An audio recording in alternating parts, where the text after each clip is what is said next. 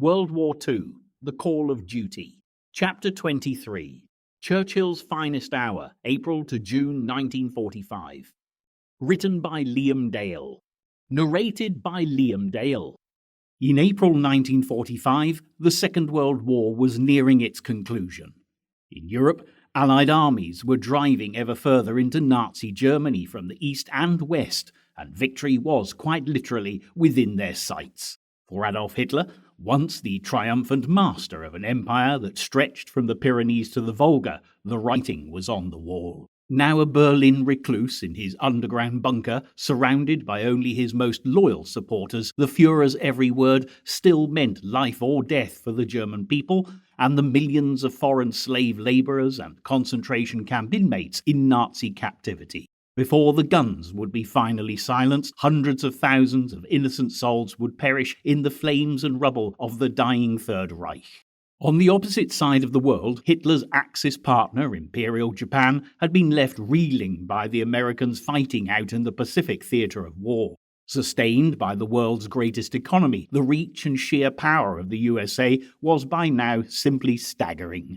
Huge amphibious armies, protected by massive naval forces, were leapfrogging across the Pacific ever closer to Japan, and giant B-29 bombers were raining fire and high explosives onto its cities. In the waters around Japan, American submarines had almost run out of ships to sink, and in the meantime, the Japanese population, some 90 million strong, faced economic collapse and starvation. In the Far East, British troops had recaptured Burma from the Japanese, who'd been in occupation since 1942. Back in London, Prime Minister Churchill was receiving equally encouraging news from the fighting on all fronts. Even so, after 5 years of steering the nation through the stormy waters of war, Churchill was weary and anxious about the future. The old warrior was concerned that the British Empire, exhausted and financially drained by such lengthy fighting, would be sidelined as the endgame came into view by its more powerful American and Russian allies. Winston Churchill had undeniably given his all for king and country, and an Allied victory promised to be his finest hour. But he was wise to be cautious, and quite incredibly, his own future as the nation's Prime Minister was far from assured. As April 1st, 1945 dawned, 3 weeks had passed since the first American troops had seized the Ludendorff Bridge over the River Rhine at Remagen before the Germans had been able to demolish it. The rest of the 46 road and rail bridges that had spanned the Rhine had all been blown up. And ironically, the Ludendorff Bridge collapsed under the shock of constant near misses by German artillery fire and air attacks, just 10 days after the First US Army had used it to secure a bridgehead on the east bank of the Rhine. The Rhine was the only major natural obstacle between the armies led by General Dwight D. Eisenhower, the Allied Supreme Commander in Europe, and the rest of Germany.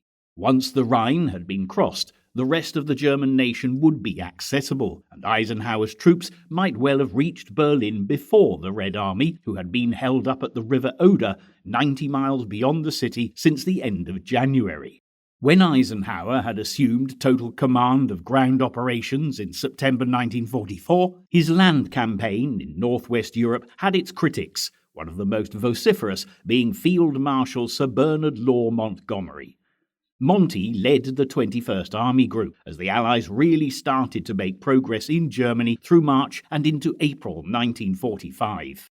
Charged with putting Operation Plunder into action, Montgomery's 21st Army Group saw Canadian, British and American troops cross the Rhine near Wesel. Montgomery's men captured all their objectives, sustaining only minor losses within hours. However, Operation Varsity, in which 2 Allied airborne divisions were dropped beyond the east bank of the Rhine, did not fare so well, suffering heavy casualties. Watching the drama unfold in the skies from the relative safety of the west bank of the Rhine was none other than Churchill himself. Always keen to visit the front whenever he could, Churchill had travelled to General Eisenhower's tactical headquarters overlooking the river. As ever, Churchill was determined to throw himself into the centre of the action, and much to Eisenhower's dismay, the British Prime Minister, now in his 70s, leapt into an American landing craft and crossed the Rhine. But Winston had more to contemplate than Eisenhower worrying about his personal safety, with the looming division of Europe into two rival ideological and military blocs. Churchill believed that the now ailing American President Franklin D. Roosevelt seriously underestimated the danger posed by Joseph Stalin and the Russians. The British Prime Minister wanted Eisenhower and the Western Allies to advance all the way to Berlin before the Soviets could get there, but Eisenhower regarded the destruction of German military power as his primary mission. Berlin was not his main priority, but for the time being, with German artillery spotters and snipers still active on the east bank of the Rhine, Eisenhower's immediate task was to persuade Churchill to return to the comparative safety of the West Bank before he got hurt. While the delicate negotiations were taking place to retrieve Churchill, 150 miles further upstream, the 3rd U.S. Army's 5th Infantry Division had strategically, and without any of Montgomery's pomp and circumstance, crossed the Rhine at Oppenheim. With little love lost between the 3rd U.S. Army's commander, the flamboyant American General George Blood and Guts Patton, and Montgomery, and with old scores to settle, Patton would have been delighted to get across the Rhine before Monty's 21st Army Group. In fact, Patton managed to lead 5 divisions across the Rhine at Oppenheim, where there was little opposition, ensuring that the road to Berlin and victory in Europe was now wide open. But German resistance to the Allied advance was weakening daily, with a home guard made up of old men and young boys who were as afraid of what would happen as the beleaguered civilian population. And worse was to come for them, because from the safety of his bunker beneath the Reich Chancellery building in Berlin, Hitler demanded that the battle should be conducted without consideration for our own population, ordering the destruction of all industrial plants, the main electricity works, waterworks, gas works, together with all food and clothing stores to create a desert for the advancing Allies. Germany's Führer declared, "If the war is lost, the German nation will also perish. There is no need to consider what the people require for continued existence." April 1st, 1945 was actually Easter Sunday, a traditional day of celebration for the Christian Church, and for the Allies there was increasing cause for celebration. As Montgomery's 21st Army Group advanced, they were flanked by the American 9th Army, forming the northern pincer of a giant encircling maneuver around the Ruhr, Germany's industrial heartland, while the 1st U.S. Army formed the southern pincer. Units from the 2 American armies met near Lippstadt, and 72 hours later the encirclement of the Ruhr pocket was complete. Within this slowly shrinking perimeter were the remnants of 21 divisions, totaling 430,000 German soldiers of Army Group B, together with millions of tired, hungry and frightened German civilians and foreign slave laborers, all trapped and at the mercy of the Allies. There were also considerable advances being made in the Pacific, with the Americans preparing for Operation Iceberg. The target was Okinawa, only 340 miles from southern Japan, and the largest in the Ryukyu chain of islands. If an amphibious landing was successful, Okinawa would provide the Americans with a springboard for the final invasion of mainland Japan. Less than a week earlier, Iwo Jima, the first island in the Japanese archipelago to be invaded by the Americans, had finally been declared secure after 6 weeks of bitter fighting. Immortalized by photographs and film showing US Marines and a US Navy medic raising the Stars and Stripes on top of Mount Suribachi 5 days after the first landings on February 19th, the Iwo Jima fighting had cost the lives of 6,825 American and 21,703 Japanese soldiers. Although an Allied victory, the Battle of Iwo Jima was a chilling prelude to Operation Iceberg. For the invasion of Okinawa, the Americans assembled a force of 102,000 soldiers, 88,000 Marines, and 18,000 Navy personnel under Lieutenant General Simon Bolivar Buckner, Jr., commander of the 10th U.S. Army. Supporting Buckner's troops was a massive fleet of 1,600 ships, including 40 aircraft carriers, 80 battleships, 32 cruisers, and 200 destroyers. The warships lying offshore and the carrier-borne aircraft were at battle stations, ready to blast Okinawa into submission. At 6 a.m., the bombardment of the beaches at Hagushi began, and after 3 hours, the intense naval barrage ceased and troops of the 3rd Amphibious Corps and 24th Army Corps stormed ashore. Much to the Americans' surprise, however, the assault waves encountered no opposition at all. Follow-up troops rapidly headed inland, and by noon they had taken their immediate objectives, the airfields at Kadena and Yomitan. By nightfall, the 10th Army had more than 60,000 men ashore, and the beachhead was now 9 miles wide. But the Japanese were nowhere in sight. In fact, Okinawa's Japanese garrison had positioned itself well inland to avoid American naval gunfire, many concealed in the caves of the island's rocky landscape. The Japanese 32nd Army defending the island was 120,000 strong, with 70,000 of them being regular army troops. They were good, battle-experienced men, but the remaining 50,000 were a mix of naval troops and locally conscripted islanders who were poorly trained and inadequately equipped. Even so, the Japanese had plenty of artillery, and the terrain, without a doubt, favoured a defensive position. At 60 miles long, and being an average 8 miles wide, much of Okinawa was made up of hills covered with pine forests and thick undergrowth. Renowned for constructing strong and well-concealed defensive positions, the Japanese were ready and waiting for the enemy as the battle for Okinawa commenced. But by April 3rd, the Americans had reached the eastern shore, effectively splitting the Japanese forces on Okinawa in two. General Buckner quickly initiated Phase 2 of his plan, the objective of which was to take the northern half of the island. The 6th Marine Division advanced towards the Motubu Peninsula on the western side of the island, where they encountered Japanese troops defending a natural fortress of wooden ridges and ravines, but by the 18th of April, the Marines had cleared the Motubu Peninsula. Most of the northern half of Okinawa was now in American hands.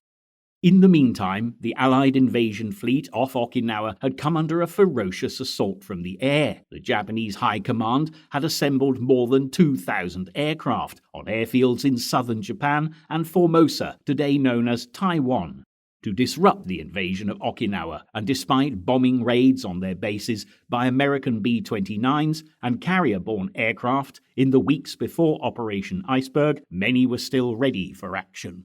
Leading the Japanese air onslaught were aircraft packed with bombs and aviation fuel flown by young pilots on a one-way suicide mission. They were the kamikaze, which in Japanese means divine wind. In the 13th century, typhoons scattered and sank 2 Chinese fleets on their way to invade Japan. The Japanese called these storms the Divine Wind. Now the Japanese High Command hoped that another divine wind would scatter the American fleet off Okinawa. On April 6, 1945, the Japanese Operation Chrysanthemum began with massed kamikaze attacks on the Allied invasion fleet. Although fired up with fanatical devotion to their emperor, most of the kamikaze pilots were novices, and Allied fighters managed to shoot dozens of them down, well before they had the chance to do any damage. But there were plenty of kamikaze who did succeed in breaking through, and for 2 days, anti-aircraft gunners on board Allied warships fought desperately to knock them out of the sky. An incredible 13 American destroyers were badly damaged or sunk, and it was a threat the Allies needed to take very seriously indeed. In the next 3 months, hundreds more kamikaze pilots hurled their aircraft and themselves at Allied warships, and practically all of them, just as they had intended, lost their lives. By the time the fighting on Okinawa came to an end, the kamikazes had sunk 36 Allied vessels and badly damaged another 368. Most of the 4,907 American sailors killed and the 4,874 wounded during the invasion of Okinawa perished during kamikaze attacks. For the US Navy, these were grim statistics, while on Okinawa, the land battle was just beginning. The highest concentration of Japanese forces was to the south of the island, and on April 4th, General Buckner ordered the 24th Army Corps to advance in a southerly direction from the American beachhead.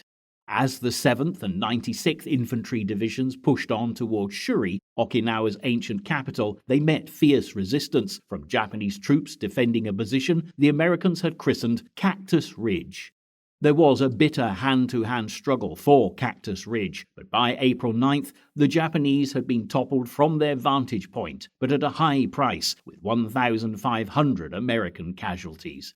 But the way to Shuri was still barred by Japanese defenders along the Kakutsu Ridge, and the fierce fighting continued until superior American firepower forced the island's defenders to call off further attacks. Even so, Buckner's advance had stalled, and the fight for Okinawa was anything but over. Meanwhile, back in Europe, the British, Canadian, and American armies were driving ever deeper into Germany after successfully crossing the Rhine in late March 1945. In contrast to the bloodletting in the Pacific, their casualties were light. Most German troops they encountered were keener to give up rather than fight. But during their advance, the Western Allies were uncovering the ghastly evidence of the Nazis' crimes against humanity. On April 4, 1945, troops belonging to Patton's 3rd U.S. Army overran the Ohrdruf labor camp near the town of Gotha. In the camp they discovered piles of corpses, some covered with lime and others partially incinerated. These unfortunate souls had been prisoners that the fleeing SS guards considered too ill to walk, and they had been shot before the camp was evacuated. News of the horrors at Ohrdruf quickly spread, and on April 12th, General Eisenhower, Supreme Commander of Allied forces in Europe, visited the camp with General Patton and General Omar Bradley, commander of the 12th U.S. Army Group, to see for themselves what they had been fighting for.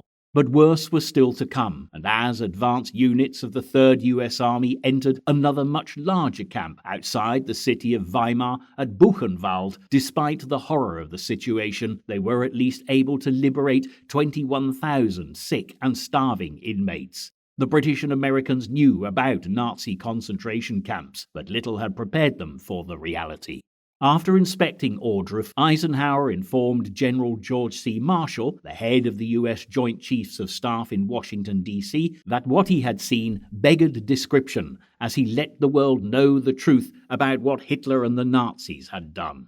On April 12th, the famous CBS radio correspondent Edward R. Murrow visited Buchenwald, and he too reported his findings, but over the airwaves to all who would listen. Buchenwald was not an extermination camp, but for the 238,000 prisoners from all over Europe and the Soviet Union who passed through its gates from July 1938 to April 1945. It was a place of terror and death. 56,000 inmates are believed to have perished in the camp.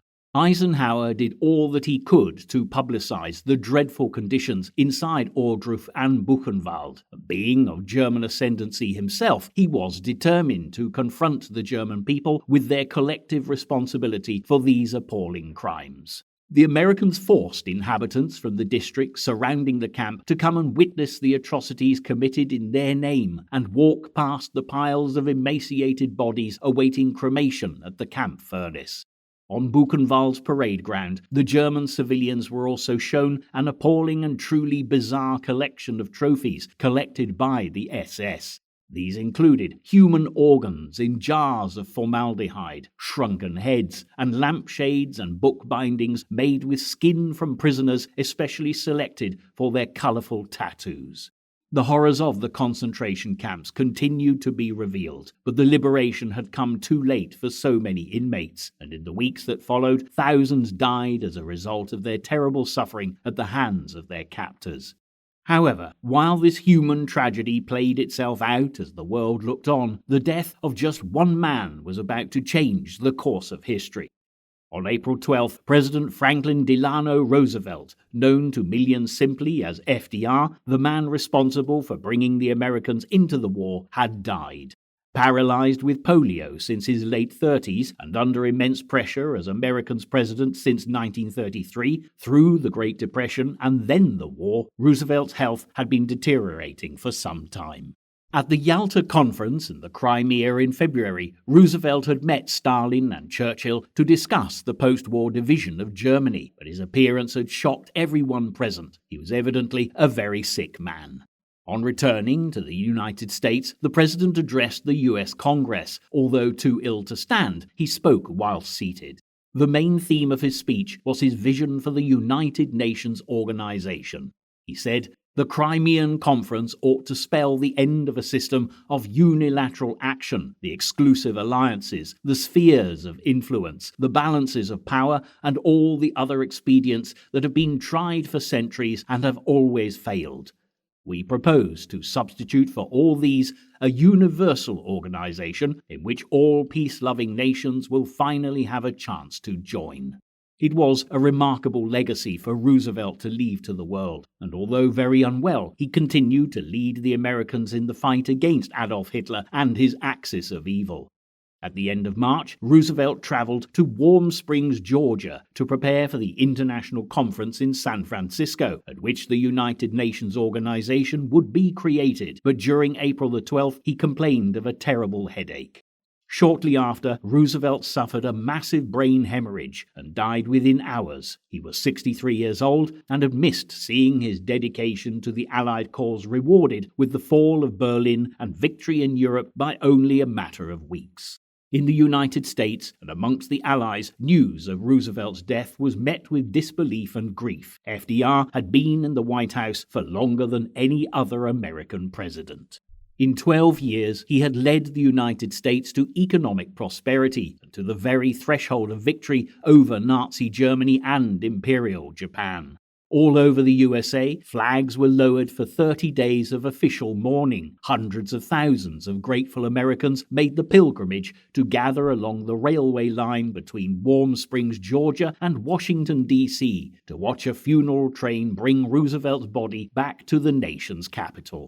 Even more people gathered together in Washington to line the streets as FDR's coffin was taken to lie in state in the Capitol building, and his state funeral was one of the most emotional occasions in Washington's entire history. But there was still a war to be won, and America turned hopefully to the new president, 60-year-old ex-US Senator Harry S. Truman, yet a relatively unknown figure on the international stage. Truman had taken on the mantle of the U.S. Commander-in-Chief just as the Second World War was about to enter its final and most dramatic stage. In Germany, the British Second Army was making rapid progress towards the Danish frontier and the Baltic, while the 12th U.S. Army Group were busy completing operations around the Ruhr pocket. By April 21st, the fighting was over, and 325,000 German soldiers filed patiently into American captivity. Overwhelmed by the huge number of men surrendering that required food and shelter, the Americans created makeshift prisons along the Rhine. But sadly, during the next days and weeks, due to the sheer enormity of the task, many hundreds of these men died as a result of their already poor state of health before their captors had a chance to care for them properly. What's more, tensions were now beginning to appear within the Allied camp. Winston Churchill and the British were in favor of pushing ahead to take Berlin before the Russians could get there, but Eisenhower and the Americans favored a policy of crushing all further German armed resistance first. Rumors were abounding of a powerful Nazi defensive position that had been established in the German and Austrian Alps, manned by fanatical SS troops, and Eisenhower diverted a great deal of the American military effort southwards to neutralize this threat. On April 11th, leading units of the U.S. Ninth Army that had reached the River Elbe, the last major natural obstacle before Berlin, were ordered to halt. But the Russians were still forging ever onwards, displaying ruthless efficiency, with the Red Army thrusting aside the large number of German forces sent by Hitler to defend Hungary, and by April 13th the Soviets had captured Vienna. In Berlin, where Hitler's chief of Nazi propaganda, Joseph Goebbels, was still celebrating news of Roosevelt's death with his Führer, hopes were beginning to grow that the alliance between the British, the Americans, and the Soviets would now crumble.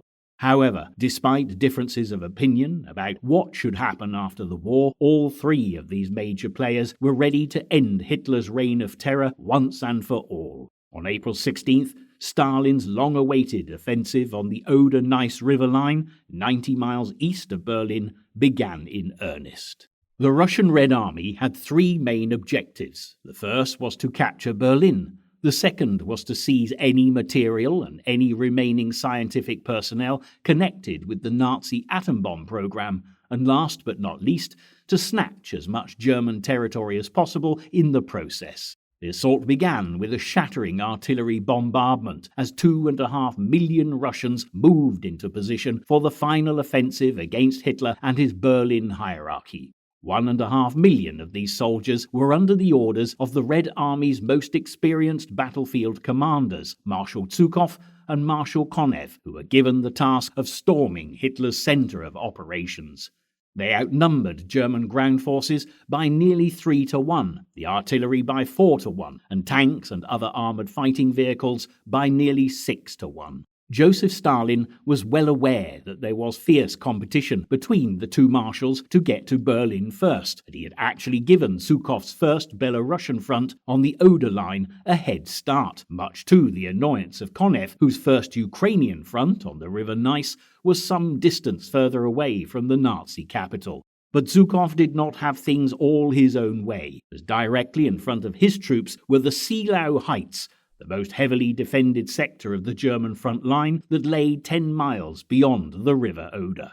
After 4 days of extremely fierce and bloody fighting, the heights were finally cleared, while by April 19th, Konev's first Ukrainian front had managed to break free of the Neisse line, finding themselves advancing quickly through open country. As April 20th dawned, Adolf Hitler's 56th birthday, there was little for the Führer to celebrate. Zhukov and his men had made a rapid advance from the Seelau Heights and were already shelling the center of Berlin with long-range artillery. As the day progressed, the Soviet forces enveloped the Nazi capital to the north and south, and over the next 48 hours began to steadily tighten their grip on the city. The Russians were now taking charge, and during the night of April 21st, the Royal Air Force Mosquito bombers made a final raid on Berlin. At precisely 8:30 a.m. the very next day, the Soviet commanders gave the order, "Open fire" at the capital of fascist Germany, and by April 23rd, Berlin had in effect been isolated by the Russians. For Adolf Hitler, now trapped in his Führer bunker, there was no possible escape, and realizing that Berlin was doomed, he declared his intention to remain there and take his own life.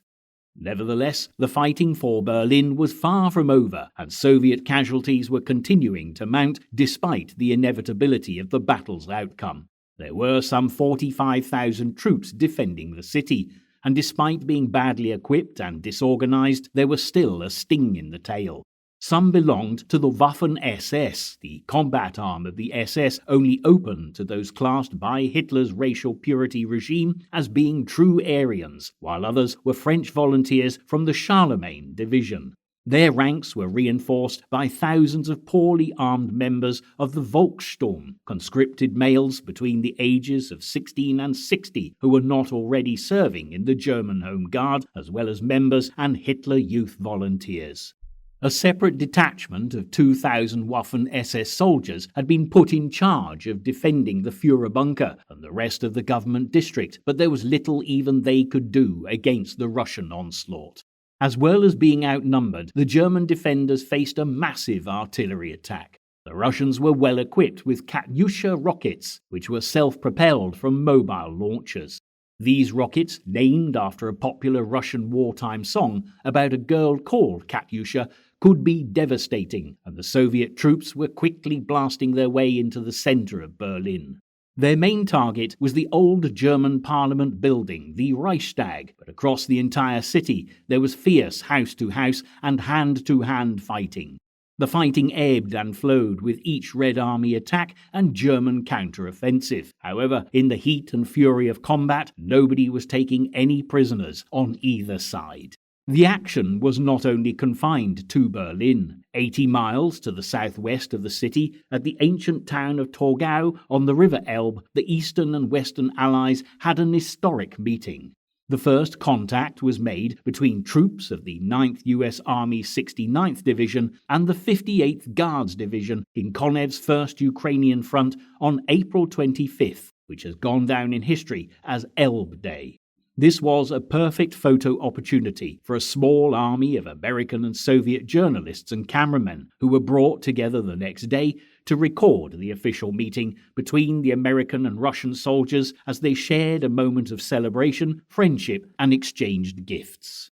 However, despite the outward appearance of unity, the tensions between the Allies were growing. Immediately after the photos had been taken, the Americans returned to their side of the Elbe and stayed there. This was much against the wishes of General Bill Simpson, the 9th U.S. Army commander, who wanted to continue the push towards Berlin, but Eisenhower had already rejected this, electing to leave the way clear for the Russians.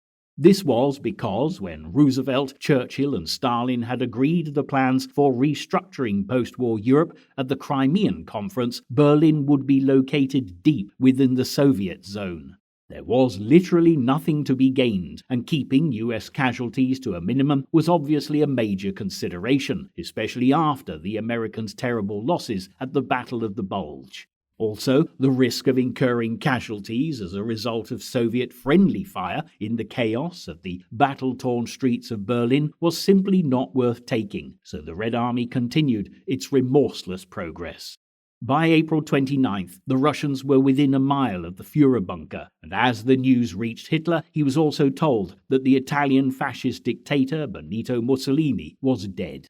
After attempting to escape to Switzerland with his mistress, Clara Petacci, Mussolini had been captured and the pair were executed, and their mutilated bodies put on display before the vengeful crowds. For Hitler, there was no escape, and rather than face the same fate as Mussolini, the Führer took control of his ultimate destiny. He put his affairs in order, signed his last will and testament, and married his mistress Eva Braun. Hitler's dream of a 1,000-year Reich was over, and on April 30th, with the Russians getting ever closer, the newlyweds committed suicide, and afterwards their bodies were taken out of the Führer bunker and burnt by SS bodyguards in the garden of the Reichschancellery. As 10,000 desperate German troops continued defending Berlin's battered government district to the last, on May 1st, the Reichstag, the most traditional symbol of German power, finally fell to the Soviets. While the Russian soldiers flew the red flag from its battered roof, Hitler's heir apparent, Joseph Goebbels, took drastic and tragic action, killing each of his 6 children before he and his wife committed suicide. Hitler had ordered Goebbels to flee if Berlin was captured, but for the first time, the Führer's most loyal supporter disobeyed the man he had devoted his life to serving. Things were by this time moving at a dramatic pace, and on May 2nd, the commander of the Berlin garrison, General Helmuth Weidling, capitulated to the Russians, and within hours all the guns in the city had fallen silent.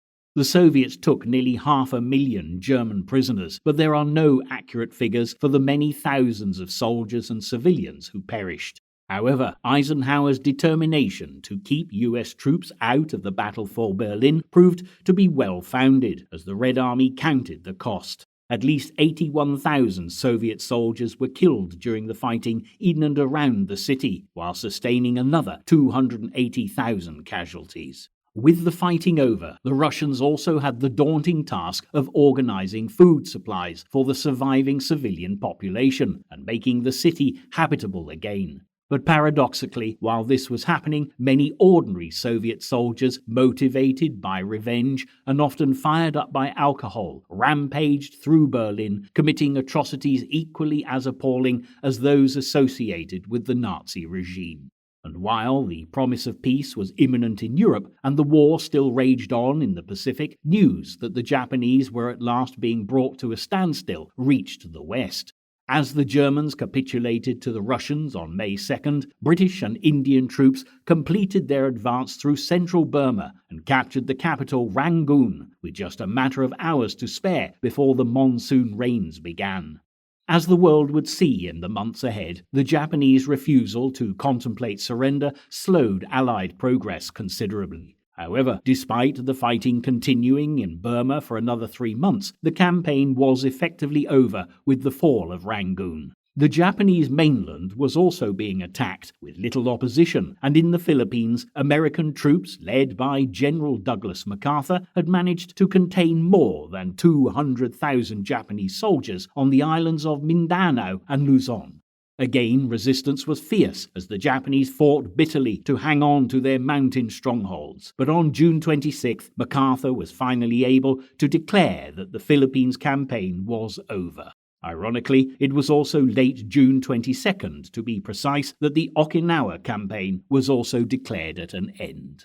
It had lasted a grueling 87 days, and more than 100,000 Japanese soldiers had perished in the fighting, with at least another 7,000, mostly local conscripts, taken prisoner. A further 100,000 Okinawan civilians are also thought to have died during the fighting.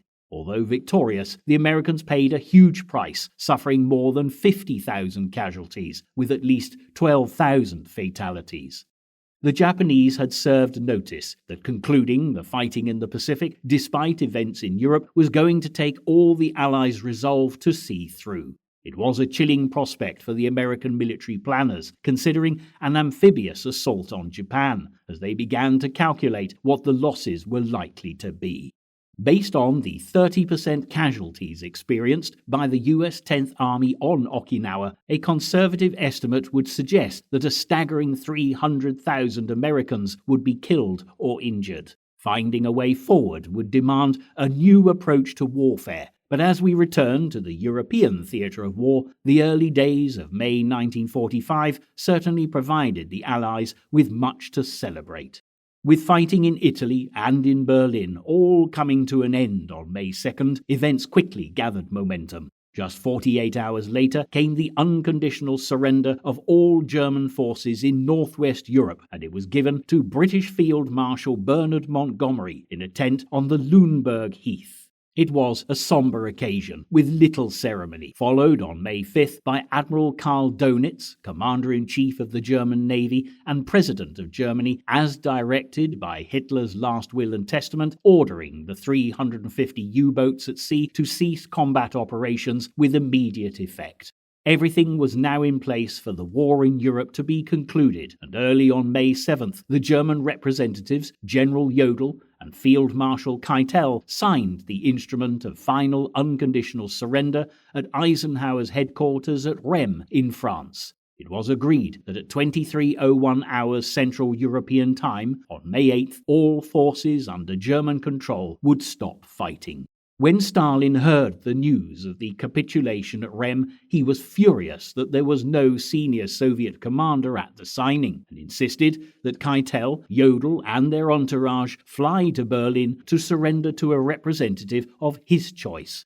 Consequently, at Karlshorst, just outside Berlin, Keitel was forced to sign a further document of surrender presented by Marshal Zhukov, the Russian responsible for playing such a huge part in the fall of Berlin.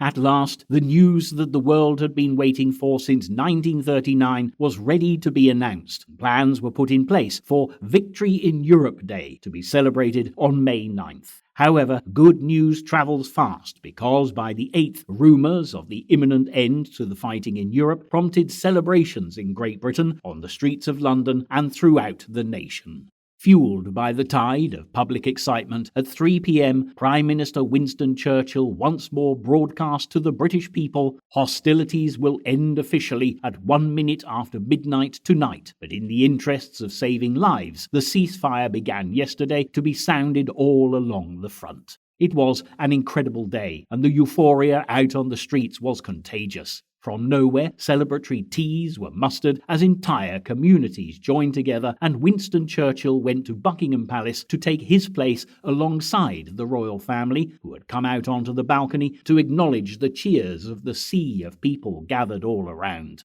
Almost 5 years to the day when Churchill had taken on the challenging role of Prime Minister back in 1940, this moment on the very first VE Day has been described by many as having been Winston's finest hour. However, it wasn't only Winston Churchill and the people of Britain celebrating the news of Hitler's demise and the fall of the Nazis. Across the Atlantic, the Americans, despite continuing to fight a war of attrition with the Japanese, took time out to enjoy the occasion. For Harry S. Truman, May 8th and the victory it represented was dedicated to the memory of his predecessor, Franklin D. Roosevelt, who had done so much to rid the world of tyranny. Still in mourning for their recently passed president, American flags remained at half-mast, but it was nonetheless a time for looking forward with hope to a new era, and ironically, it also happened to be President Truman's 61st birthday. But while to this day, Britain and America celebrate VE Day on May 8th, the Russians honor the 9th, the date that had originally been set aside by the Allies all those years ago.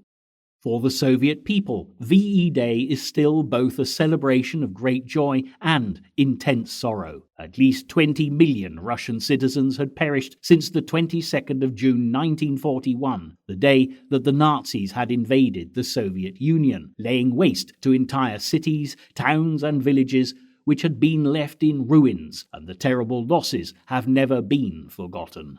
Across Europe, nations were liberated, from the British Channel Islands to the Greek islands in the Aegean Sea. Dunkirk, St. Nazaire and La Rochelle all gained their freedom, as did Norway and Denmark. Even the strip of territory stretching from the western Netherlands to Czechoslovakia, still under Nazi control, was handed back as German troops capitulated to local Allied forces, fleeing west wherever possible to avoid capture by the vengeful Soviets. The final act in the destruction of Nazi Germany took place on the 23rd of May, when British troops arrested Admiral Dönitz at his Flensburg headquarters near the Danish border. From this point onwards, the major Allied powers, Great Britain, the United States, the Soviet Union and France, ruled supreme over Hitler's now disbanded German Empire, but the question of what next needed a definitive answer. Always eloquent in his VE Day broadcast, Churchill had expressed what the rest of the world was thinking. We may allow ourselves a brief period of rejoicing, but let us not forget for a moment the toil and efforts that lie ahead. Japan, in all her treachery and greed, remains unsubdued. Yet it was Harry S. Truman who had the technology within his grasp to force the Japanese to surrender, and after just weeks in office, the responsibility for launching a nuclear attack on Japan rested very firmly on the new president's shoulders.